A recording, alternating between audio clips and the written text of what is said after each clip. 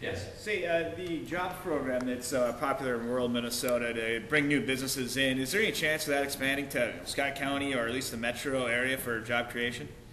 Yes. In the proposal that I mentioned for energy-related, next-generation energy-related businesses, and that's broadly defined, that would be available anywhere in the state. And there's also been a few proposals to open up Job Z for the whole state, just generally. Some of you may not be familiar with this program. It basically says if you're a company, you're willing to expand, relocate in certain parts of Minnesota that have experienced economic challenge, you get very substantial tax breaks.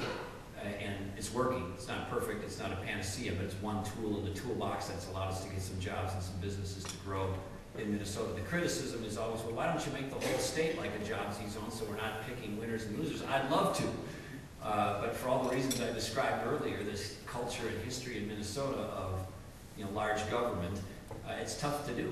So it's not perfect, but it's better than having no change in it.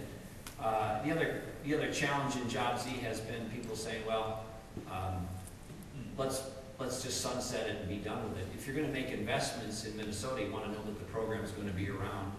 But right now, the proposal, I think, is most likely to survive with some opening of it for at least energy-related jobs in the metro area.